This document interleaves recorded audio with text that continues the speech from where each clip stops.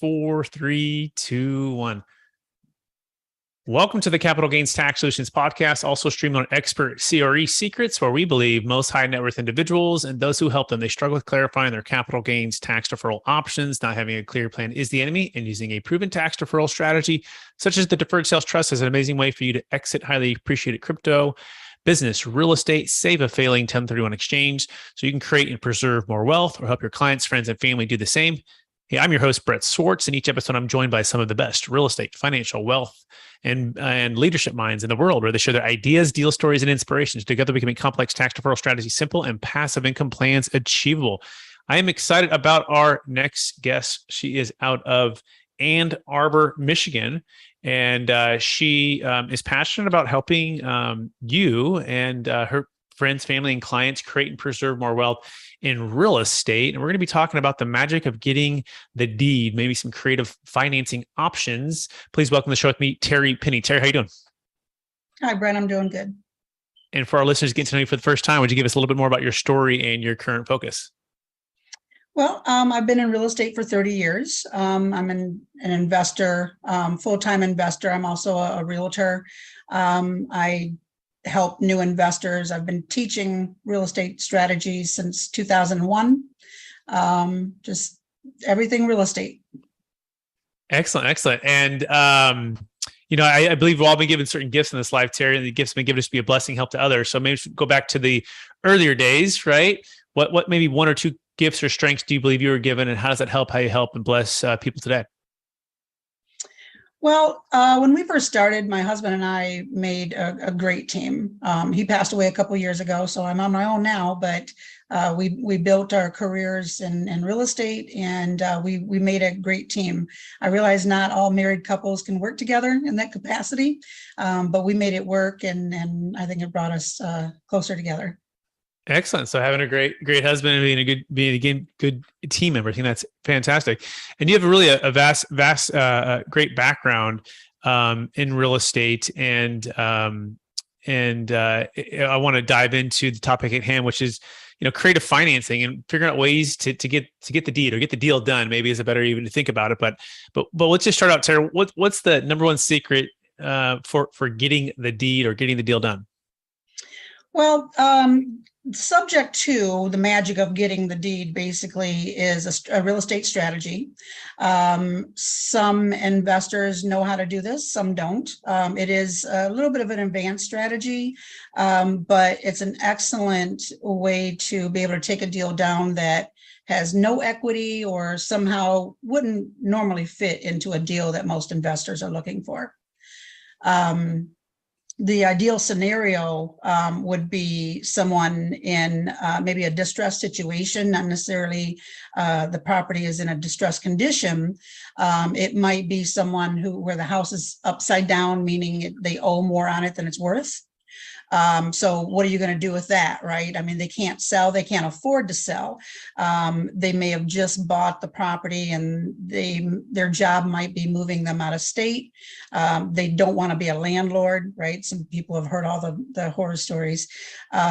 Or someone that may have just lost their good paying job right after they bought this beautiful house, maybe a year ago. They can't afford it anymore. They've already fallen behind on some payments. So basically, as an investor, you come in, you want to solve problems. And this is a problem. People don't want to risk their credit by having a foreclosure on their record, or, they want to preserve their credit. They don't want to be a landlord.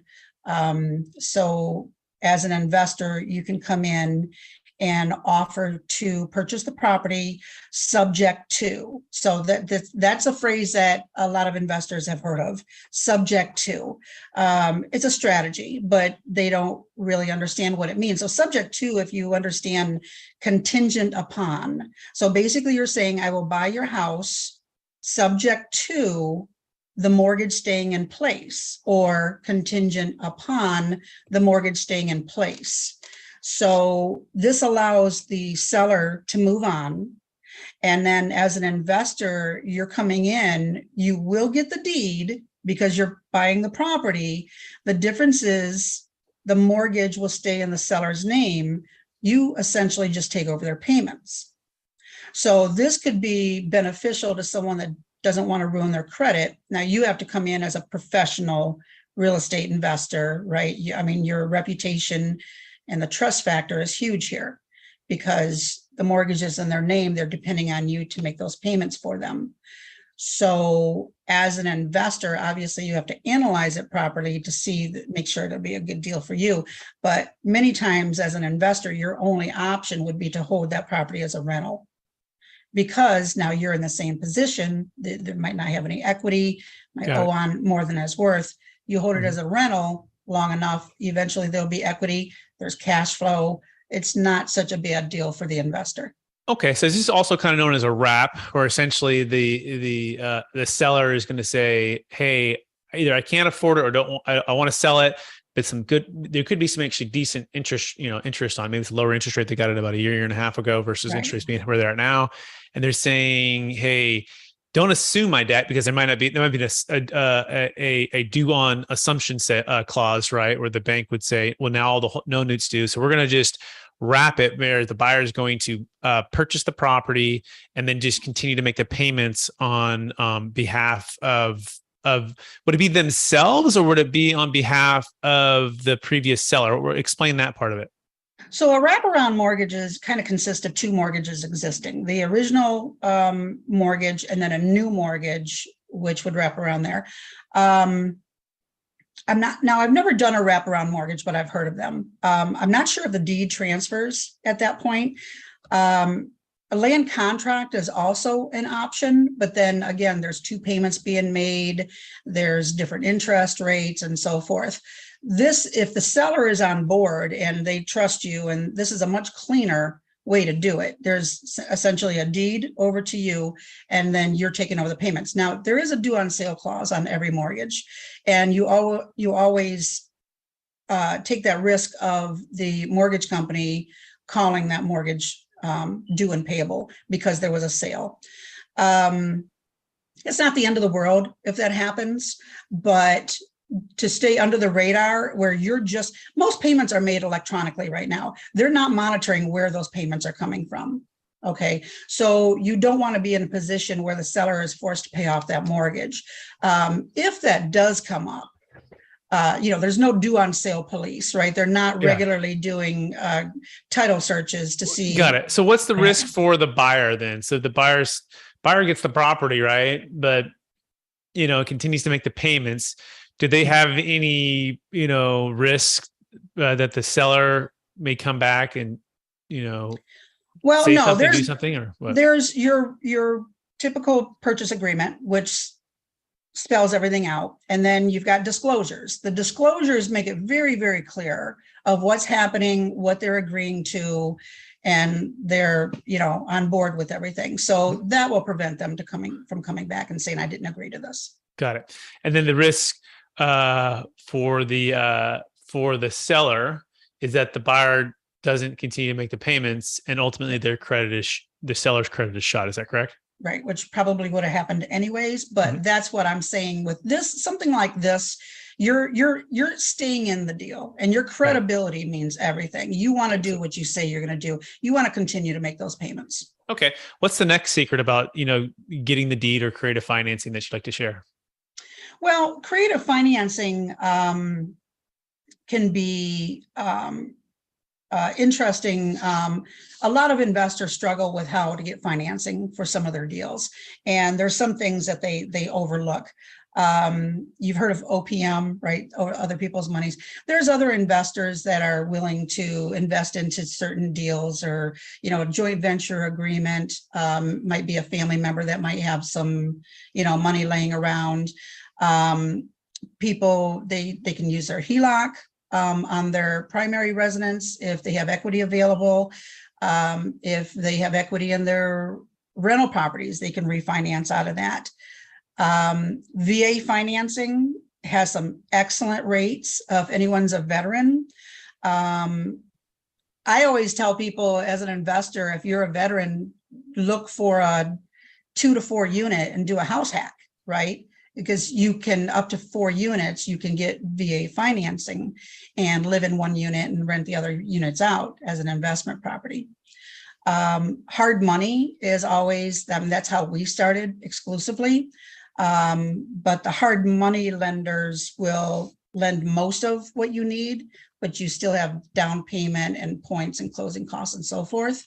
And some new investors may not have that cash needed to bring to the closing table. A gap partner works real well with that, where you might only need 10 or 20,000. You can get the hard money loan, but you need the funds for the down payment, the payments, closing costs and points and so forth. Again, a gap partner can fill in the gap and bring that little bit of cash to the table. And basically you partner on it. Credit cards could also be your gap partner. If you've got some good credit cards, you can do cash advances. They got heavy fees behind them. But again, VA, if you're a veteran, I mean, Penn Fed, Navy Federal, and USAA have some excellent credit card programs too. So you might be able to pull cash off of those to fill the gap of what you need if you're going with a hard money loan. Seller financing, like lease options and land contracts, are always good for the investor. It could be a win-win situation. You're paying the seller interest. So they'll end up netting more than they normally would. And self-directed IRAs, sometimes life insurance policies you can borrow from. So there's a lot of different ways to pull some cash for real estate investing. Excellent. How does creative financing become more valuable in today's increasing interest rate environment? I tell everyone these interest rates really aren't bad right now. I know they're going up, but I remember from the 90s when they were in double digits and we were still buying in real estate and we were renting and we made it work. A little less cash flow on the rental properties, but it didn't shut us down. We were still doing business. Seller financing is great. Most lease options, land contracts right now, at least in this area, are around 7%. So that's not that much higher than your traditional rates. A lot of times less qualifying, the seller, everything's negotiable. The down payment, the interest rate, the term, it's all negotiable. What do you say to the seller who's like, hey, Terry, I want to sell but I have this capital gains tax. I'm going to do this land contract with you. And the buyer's like, sure. But the buyer, 2 to 3, 4 years from then, they're just going to pay them. They're going to pay the tax anyways. What's kind of the counter to that? Because on the one hand, the seller wants to defer the tax, capital gains tax. On the other hand, the buyer wants to refinance and or pull money back out once they improve the property. So how do you try to bridge that gap between the seller and the buyer? Mostly in contracts come with a balloon payment, 3 years, 5 years, 10 years. It has to be paid off within that time. You could, if the capital gains tax is an issue for the seller, you could definitely stipulate in the land contract that it can't be paid off before a certain time. But what if they want it for longer than a certain time? And by the way, what's the average land contract? Is it 3 to 5 years? Is it 10 years? What's the balloon payment coming due? What do you typically see? It's almost always amortized over 30 years, but the balloon is negotiable between the buyer and the seller. But mostly what I've seen is 3 or 5 years. Right. That's part of why part of why we like the Deferred Sales Trust here is because we like to say it's an installment sale or even a land contract on steroids, and that it doesn't have to be 3 to 5 years. It can be for 10, 20, 30, 40, 50 years. In 10-year increments, you don't go longer than 10, but every 10 years you can renew for 10, and you're not tied to that buyer wanting to refi and pay you off. In fact, the collateral is completely separated. So what would that do for a seller who wants long-term, deferral and not just the 3 to 5 years? Well, you could definitely do that. There's some land contracts that go the entire term, 20 years. They don't have a balloon payment. They're not required to pay it off early at any time. The seller, if you look at an amortization schedule for a mortgage, you see how heavy the interest is on the front end of the mortgage. And so most of the payment goes to interest and less to principal. That's all going into the seller's pocket because the seller is acting as the bank. So that's why the banks have the largest buildings, right? Because they're getting this interest for hundreds and thousands of the customers. So the seller can act as the bank and they collect all those interest payments. And it really could be a win-win situation, because then the buyer doesn't have that stress of refinancing or qualifying for the refinance, or having that balloon coming up due, and for whatever reason they can't refinance. They don't have that burden. And the seller, if they don't need all the cash to be cashed out right away, they can continue to collect those interest payments. Got it. Excellent. So let's shift a little bit into the biggest frustration with the 1031 exchange. It's a question we ask every guest, and the question goes like this: like, Terry, what's the biggest frustration you've had, or client or friend or family, when it comes to the 1031 exchange?